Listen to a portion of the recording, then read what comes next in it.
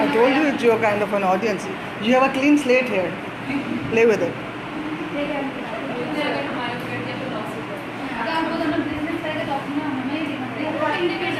Example लेते हैं, देखिए घर के अंदर आपको जब पैसे मिलते हैं तो आपसे हिसाब किताब कौन लेता है? कोई अम्मी या आप लेते होंगे, या भाई लेते होंगे, या हस्बैंड लेते होंगे, या आप खुद अपने आप से तो लेती है ना, या आप इस्तेमाल करके आपको पता ही नहीं होता कि क्या होता है, ऐसा तो नहीं होता। जब आप अपने आप से खुद हिसाब ले रही है तो क्यों ले रही है? हमें कितना गर्मी के मौसम में कितने एयर कंडीशन यूज किए, इसमें ज़्यादा रहता है तो पूरे मैंने तो बिल बता दिए, इसमें हमारे जितना खर्चा हो गया, अगले महीने सर्दी का होता है जो AC कम मिलता है तो कम मिल जाते हैं। आपको शरीर अकाउंट को मैनेज करना चाहिए, आपका इनकम है या रेवेन्यू इन सबको सेट करके चलना। घर के अंदर भी आप इसी तरह करती है कि आपके पास एक लिमिटेड इनकम है, आपको पता है कि इतनी ही मिलेगी आपको, उससे ज़्यादा नहीं होगी, राइट? तो आप उसका बजट बना के फिर आप उसके हिसाब से एक्सपेंस करती हैं, ठीक है ना? और फिर आप अपने हिसाब को लिखती है कि इस दफ़ा इतना खर्चा हुआ, इस चीज़ का इतना खर्चा, इस चीज़ का इतना खर्चा, और मेरे पास इस महीने इतने पैसे बचेंगे, राइट? आपका बैंक आपको क्या बताता है जब बैंक स्टेटमेंट भेजता है? आपके कैपिटल अकाउंट में कितने पैसे आ रहे और कितने पैसे बचे। अगर आप मैनेज कर रहा होगा, आपका बैंक अकाउंट कोई और मैनेज कर रहा होगा तो आपको कैसे पता चलेगा कि आपके पास कितने पैसे बचे?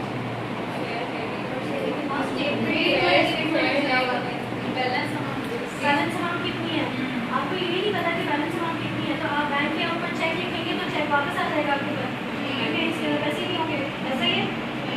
तो बिजनेस के अंदर ये ज़रूरी इसीलिए है कि आपको ये बताओ कि मैंने खर्चा किधर किया है, मेरे पैसे कहाँ से आ रहे हैं, पैसे आ भी रहे या नहीं है। फॉर एग्जाम्पल आपने बैंक ट्रांसफ़र मंगाया, ठीक है, आपने कहा कि मैंने ट्रांसफ़र मंगाया है, उन्होंने कहा ट्रांसफ़र कर दिया, आप मान लेंगे जब तक वो सबूत नहीं होगा, और फिर इसके बाद क्या करेंगे, उन्होंने आपको भेजी कि नहीं भेजी है, फिर आप क्या करेंगे? तस्दीक करनी पड़ेगी। तस्दीक कहाँ से करेगी?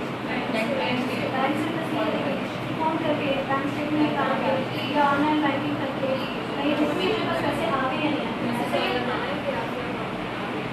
पैसे आगे इसके बाद बनी अच्छी के पैसे आ गए। अगर मैंने ऐसे भेज दिया होगा कि पैसे भेज दिया, आपने मान भी लिया, आपने चीज़ें भिजवा दी, तो कैसे चलेगा?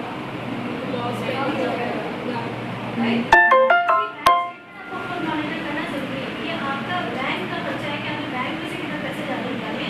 किधर पैसे आ रहे हैं, पैसे जा रहे कहाँ हैं, ठीक है?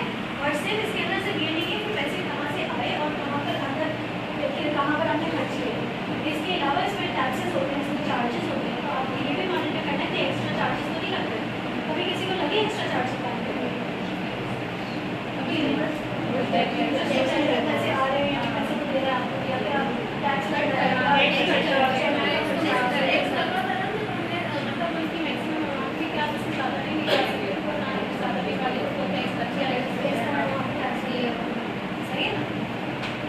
एक्स्ट्रा पैसे लगे, कभी बैंक के अंदर एक्स्ट्रा एक्सपेंस हुआ है, बढ़िया अमाउंट अगर डिमांड हो तो लगते हैं, तो उसमें लगता है टैक्स आपके ऊपर लगता है, राइट? और एग्जाम में सरकार के ऊपर विड्रॉल के ऊपर होगा, या ATM से आप किसी और ATM से ट्रांसफर करते पैसे निकाले होते तो अच्छा आपने बता देंगे आपको स्टेटमेंट दिए, तो आपको ये आपके एंटिसिपेटेड या एक्सपेक्टेड खर्चे, आपको पता है कि टैक्स में लगेगा, आपको पता है ATM में चार्जेस लगेंगे, आपने चेकबुक में लगाई, चेकबुक का खर्चा भी होगा, आपको पता है ATM में कार्ड का खर्चा होगा, कुछ अनएक्सपेक्टेड चार्जेस होंगे। तो अनएक्सपेक्टेड क्या है, आपको एग्जाम्पल देते हैं। रिसेंटली मैंने अपने बैंक स्टेटमेंट में देखा कि मेरे को SMS चार्जेस लगते आ रहे हैं। मैंने कहा मैंने तो SMS कभी ऑन नहीं कराया, मैंने फोन बैंकिंग को फ़ोन किया, मैंने कहा कि SMS किसने ऑन किया है, फिर आप ही ने ऑन किया, मैंने कहा मैंने तो कभी ऑन नहीं किया, और आप मुझे 2 महीने चार्जेस लगाते, 4 महीने नहीं लगाते, फिर 2 महीने लगाते, और आप SMS रोज भेज रहे हैं, तो या तो ये एक्सपेक्ट होना चाहिए या नहीं होना चाहिए, ऐसे मैंने ऑन नहीं किया तो ये होना ही नहीं चाहिए, राइट? फिर जाके चार्जेस कम खत्म हुए, उसके बाद चार्जेस ले थोड़े जो चार्जेस लगते हैं, क्योंकि वो किसी ने ऑन नहीं करवाया था, ये उनकी तरफ से गलती थी। इसलिए आपको अपने स्टेटमेंट को मॉनिटर करना ज़रूरी है एवरी डे, ठीक है? कि रोज़ आपके पास क्या खर्चा लगता है, क्या नहीं होगा, सही है ना? आपके पास SMS आता है, कभी कभी बैंक के पास आपने SMS ऑन किया हो तो इसीलिए ऑन रखना है, ऐसा नहीं होता कि वो पैसे आ गए खुशी हो गई, बहुत ज़्यादा पैसे आ रहे हैं, बैंक में पैसे लगते हैं, इसलिए भी होता है कि आपके बैंक में से पैसे कहाँ जा रहे हैं ये भी पता होना चाहिए, राइट? इसलिए बैंक स्टेटमेंट बिजनेस का इसलिए ज़रूरी है, आप मॉनिटर करना जरूरी है। किसी और का भले इस्तेमाल कर रहे हो, अपने अब्बू का इस्तेमाल कर रहे हो, भाई का इस्तेमाल कर रहे हो, लेकिन आपको ये पता होना चाहिए कि पैसे कहाँ से आ रहे हैं और कहाँ जा रहे हैं। ऐसा ना हो कि पैसे आ ही नहीं रहे हो और खर्चे हो रहे हो अपने आपके जो है और बोलेंगे क्या कर रही हो, राइट। तो इसलिए you have to monitor your accounts, ठीक है। अच्छा बताओ कि अंडर स्टेटमेंट के अंदर होता क्या है, आपका आइडिया? इससे स्टेटमेंट पढ़िए और उसको समझ आएगी, जैसे कि आपको मतलब जैसे मुझे मतलब हाल में बाहर से आए थे तो उसमें लिखा हुआ था कि आपके कितने पॉइंट और कितने अमाउंट आई है आपने इधर, और उसके बाद जो है आपने आपके कितने यूज हुआ है, आपकी बैलेंस अमाउंट कितनी है, और उसके बाद फिर उसके अंदर टैक्स इस्तेमाल करके आपकी आई थी कि आपके जो है एसएमएस टैक्स और आपने आपने ये सारी चीज़ें बोली हैं और आपका मैंने चेक किया तो उसका भी मैंने टैक्स किया था और इसका एक्सपेंस उसका टैक्स ये सारी चीज़ें। राइट। सो अकाउंट स्टेटमेंट किस किस को समझ आ गई है कि होता क्या है, उसके अंदर क्या क्या होता है, किस तरह पढ़ता है, किस किस को पता है? क्योंकि आपको देखना ही पड़ेगा उसके लिए बहुत ज़्यादा लिखनी नहीं आ रही क्या एक्चुअल भी था और क्या है। ऐसा होता है कभी एक्सपेंस ज़्यादा हो रहा होता है, आपको नहीं पता है किस चीज़ का, तो या फिर इस तरह भी होता है। अब अगर किस किस के पास क्रेडिट कार्ड है या घर में क्रेडिट कार्ड है क्रेडिट कार्ड किस किस के पास नहीं है, मतलब किसको नहीं पता क्रेडिट कार्ड क्या होता है, कभी भी नहीं देखा आपने।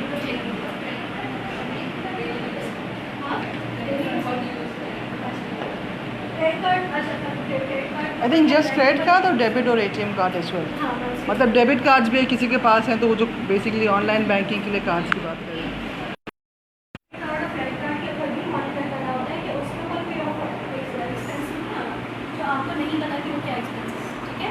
ऐसी भी पॉसिबिलिटी होती है, जी।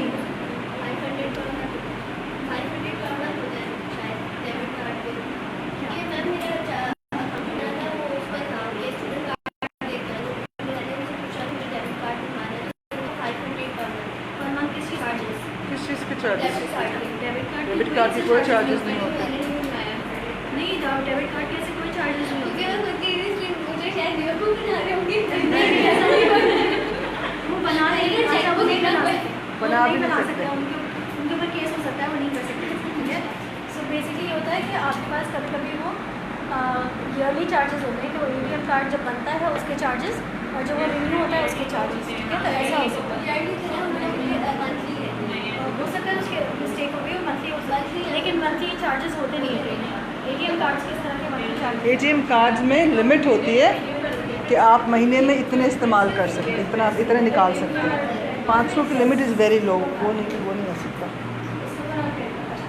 सो किसको पता है कि क्रेडिट कार्ड और डेबिट या एटीएम कार्ड के अंदर क्या डिफरेंस है? नहीं, जो डिफरेंस है उसमें क्रेडिट कार्ड में शुरू होता है और डेबिट कार्ड क्यों ऐसा क्यों? तो हाँ बस मुझे लगता है एटीएम कार्ड बेसिकली आपसे बात एटीएम कार्ड की बात नहीं करें, डेबिट और क्रेडिट कार्ड की बात करें, ठीक है। ATM is different. टाइम आप उससे कैश ले लेते हैं उसको यूज़ कर लेते हैं, क्रेडिट में वो आपका जमा होते रहता है at the end of the month फिर वो जो बिल आता है उसको आपको पे करना होता है। Okay. So bank debit card और क्रेडिट कार्ड में सबसे बड़ा डिफरेंस ये है कि क्रेडिट कार्ड आपका उधार है, ठीक है। क्रेडिट आपका उधार है, आप अगर बैंक से कार्ड बनवाती हैं क्रेडिट कार्ड, विच मीन्स कि आप उधार पे सारी परचेजेस कर सकते हैं। जो भी खरीदारी आप अपने बिजनेस के अंदर करें या आप अपनी जो है वो पर्सनल एक्सपेंसेस करें डिपेंडिंग, वो सारे उधार पे होंगे। और आखिर में आपके पास एक बिल आएगा, तो उस बिल के अंदर लिखा होगा आपने इस चीज़ के ऊपर खर्चे किए, अब आपको ये पेमेंट करनी है आपकी तरफ, ठीक है, आपके नाम पे, सही है। अगर आप उसकी पेमेंट पूरी नहीं करते तो उसके ऊपर वो आपको चार्जेस लगाएंगे और आपको इंटरेस्ट लगा के बेचता है, यानी वो सूद, ठीक है। सो हाँ, उससे पहले तक इंटरेस्ट और चार्जेस नहीं होते अगर आप पूरी पेमेंट कर रही हैं, ठीक है। उसकी एक सर्टन लिमिट होती है, आप अनलिमिटेड एक्सपेंस भी कर सकते हैं। एक सर्टन लिमिट तक आपको एक लिमिट अलॉट करते हैं कि इतनी लिमिट तक आप एक्सपेंस कर सकती हैं। और हाँ, और अलग अलग टाइप्स ऑफ कार्ड्स के ऊपर और आपकी इनकम और आपकी लेवल ऑफ बिजनेस अमाउंट है तो उसके हिसाब से आपको लिमिट देती है और उसके बेसिस पे फिर आप अपना उसका पेमेंट करती है ऑन मंथली बेसिस, ठीक है। अगर आप पेमेंट कर लेती है कंप्लीट तो आपको कोई चार्ज नहीं लगता, ठीक है। सो इट्स ये आपका उधार है, ऑलराइट। डेबिट कार्ड आपके बैंक अकाउंट से लिंक होता है, विच मीन्स कि आपके बैंक में जो पैसे रखते हैं आप उसका इस्तेमाल कर सकते हैं, ठीक है। सो जो भी आप जहाँ पर भी एक्सपेंस करेंगे वो आप अपने पैसों से करेंगे। क्रेडिट कार्ड उधार होगा और इसके अंदर आपके बैंक में जो पैसे रखे होंगे उसी से आप एक्सपेंस करेंगे, चाहे आप ऑनलाइन इस्तेमाल करें या आप किसी शॉप पे जाके उसे इस्तेमाल करें, ठीक है। यहाँ तक समझ आई बात। क्रेडिट कार्ड के ऊपर क्या क्या लिखा होता है पता है? वही सारी चीज़ें लिखी हैं, सेम चीज़ लिखी होती है। बैंक का नाम होगा, एक्सपायरी डेट होगी, नंबर होगा कार्ड का, ठीक है। एक्सपायरी डेट डेबिट कार्ड तो एटीएम कार्ड होगा तो सेम ही होगा। कार्ड तो एक ही जैसा दिखेगा। वो चीज़ आप बोलो डेबिट कार्ड से शॉपिंग मॉल यूज़ हो गया तो एटीएम कार्ड भी सेम यूज़ होगा। एटीएम कार्ड भी उसमें यूज हो सकता है। अब इसेंशली अब जो डेबिट कार्ड जो एटीएम कार्ड है वो वन एंड द सेम नहीं होता है, कार्ड होती है, ठीक है। पहले नहीं होते थे, पहले डेबिट कार्ड और एटीएम कार्ड अलग अलग होते थे, सेम होता है बात यस। लेकिन डेबिट कार्ड और क्रेडिट कार्ड में सबसे बड़ा जो डिफरेंस है, चाहे वो कार्ड सेम ही लिखा हो, उसमें से ये है कि वो क्रेडिट के ऊपर ही कहीं उधार के ऊपर आपको पैसे पे करने और या अपने बैंक अकाउंट से ही पैसे निकालने